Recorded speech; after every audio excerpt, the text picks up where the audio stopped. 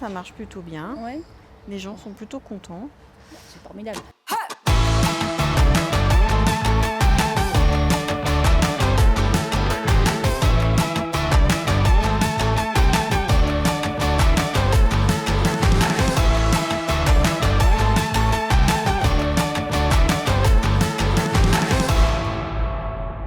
Saint-Cirq-en-Montagne est un village sur la montagne ardéchoise où nous sommes 217 habitants recensés à l'année. On est sur un territoire rural, voire très rural, avec une population relativement âgée sur notre village. Le premier village où il y a vraiment une épicerie, c'est à 15 km.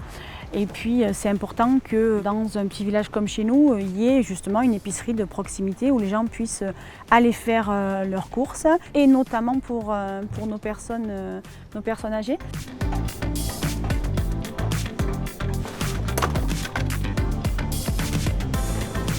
J'ai ouvert une épicerie à Saint-Cirq-en-Montagne. C'est une épicerie où on va trouver tout ce qui est basique, l'alimentation, l'hygiène, les produits locaux, régionaux et aussi des multiservices, c'est-à-dire proposer la presse locale, tout ce qui va être Dauphiné Libéré, les quotidiens, les magazines et le dépôt de pain essentiel. On n'a plus de boulanger à Saint-Cirq depuis 2022.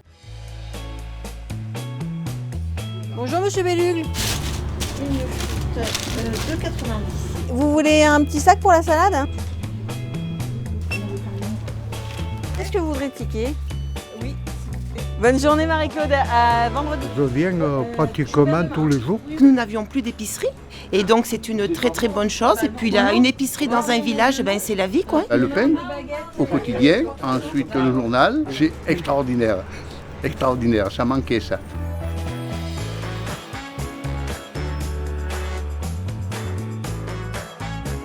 Le besoin, c'est parce qu'en fait, l'ancienne épicerie, la dame partait à la retraite. Et comme elle n'était pas propriétaire des murs, il n'y avait pas possibilité de vente et de récupérer le local.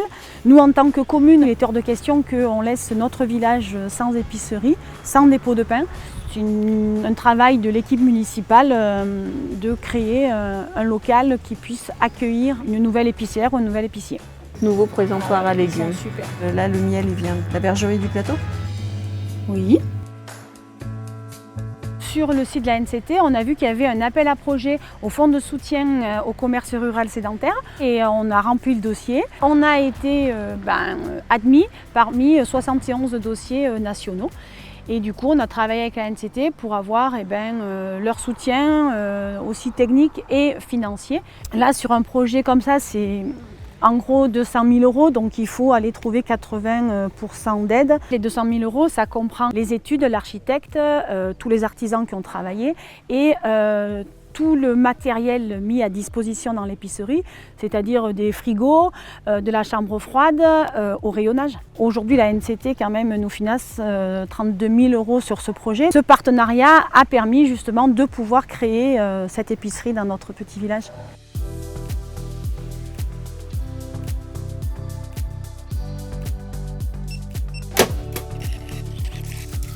Bonne journée, à la prochaine, au revoir. Le matin, les gens, ils viennent ici et en fait, ils se rencontrent. C'est ça qui est rigolo. Des fois, je vois les gens, ils arrivent, ils attendent. Ils attendent qu'il y ait des collègues qui viennent. Parce que c'est le lieu où on vient acheter des choses, mais c'est aussi le lieu où on vient discuter en fait. Beaucoup de personnes qui sont âgées ici aussi et qui des fois sont un peu isolées. Donc en fait, le fait de venir ici, ne serait-ce que de discuter même avec moi ou de rencontrer d'autres gens, c'est vraiment une création de lien social. Et c'est essentiel dans un village.